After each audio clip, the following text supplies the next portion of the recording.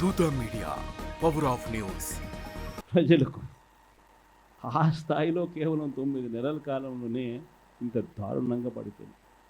ఇవన్నీ కూడా ఎందుకు నేను చెప్తా ఉన్నాను అని అంటే, ఈరోజు కష్టాలు అనేటివి వస్తాయి. ప్రతిపక్షంలో ఉన్నప్పుడు, రాజకీయాలలో మరీ ముఖ్యంగా ఉన్నప్పుడు ప్రతి ఒక్కరూ కూడా ఒక్కటే గుర్తుపెట్టుకోవాలి, కష్టం రానిదే సుఖం రాదు. ప్రతి మనిషి జీవితంలో కూడా కష్టాలు సుఖాలు అనేది పార్ట్ అండ్ పార్సల్. ప్రతిపక్షంలో ఉన్నప్పుడు మన కష్టాలు కనిపిస్తాయి, కానీ ఆ ప్రతిపక్షంలో ఉన్నప్పుడు ఆ కష్టాలలో వచ్చినప్పుడు మనం ఆ కష్టాలను ఎలా ఎదుర్కొంటాం అన్నది మనల్ని లీడర్ని చేస్తాయి. కష్టం వచ్చినప్పుడు మన క్యారెక్టర్ను మనం అమ్మేసుకుంటే, మన వ్యక్తిత్వాన్ని మనం అమ్మేసుకుంటే, ఒకసారి బాటిల్లో ఉన్న నీళ్ళు బాటిల్లో ఉంటే బాటిల్లో నీళ్ళు తాగుతాం. బాటిల్లో ఉన్న నీళ్ళు ఒక్కసారి ఇలా పడేసినామనంటే భూమిలోకి పడిపోతుంది, మళ్ళీ ఏరుకోలేము. క్యారెక్టర్ కూడా అలాంటిది. ఒక్కసారి విడిచిపెట్టేసినాము అనంటే మళ్ళీ దాన్ని ఏరుకోలేము.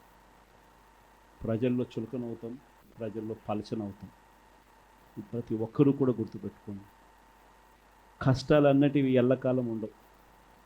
ఎవరికి ఏ కష్టం వచ్చినా కూడా నా కథ గుర్తు తెచ్చుకోండి. 16 నెలలు నన్ను జైల్లో పెట్టినారు.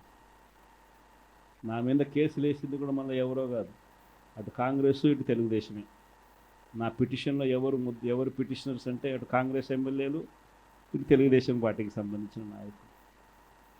కేవలం రాజకీయంగా ఎదుగుతున్నాను అని ఒకే ఒక కారణంతో దొంగ కేసులు బనాయించారు.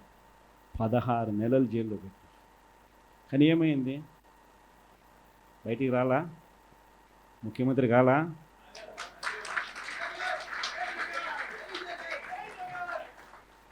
ప్రతి ఒక్కరు ఇది గుర్తుపెట్టుకోండి, ఎవరికైనా ఇంతే.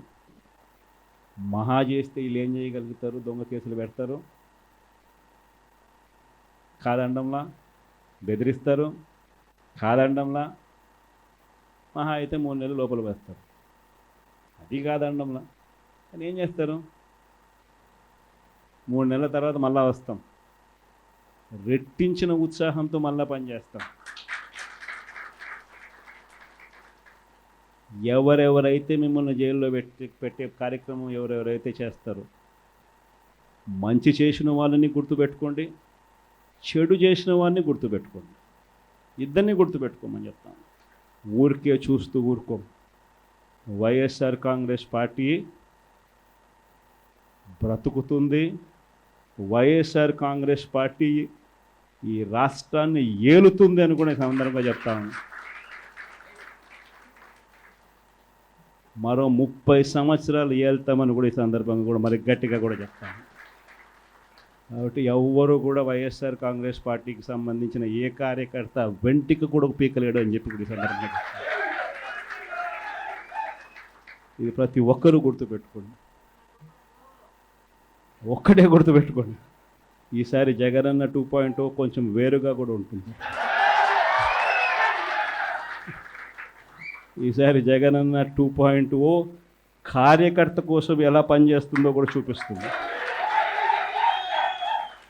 ఇది మాత్రం నేను ఖచ్చితంగా చెప్తా ఉన్నా.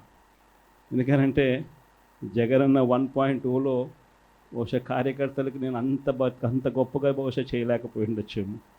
ప్రతి పథకము ప్రతి విషయంలోనూ కూడా మొట్టమొదటిగా ప్రజలే గుర్తుకొచ్చారు. ప్రజలకు మంచి చేయడం కోసమే నా టైం కేటాయించాను, నా తాపత్రయపడ్డ ప్రతి విషయంలోనూ దానికోసమే అడుగులు వేశాను. కానీ జగనన్న 2.0కి వచ్చేసరికి మాత్రం చంద్రబాబు నాయుడు కార్యకర్తలకు పెడతా ఉన్న ఇబ్బందులు చూశా, కార్యకర్తలు పడతా ఉన్న అవస్థలు చూశా, కార్యకర్తలు పడతా ఉన్న బాధను గమనించా.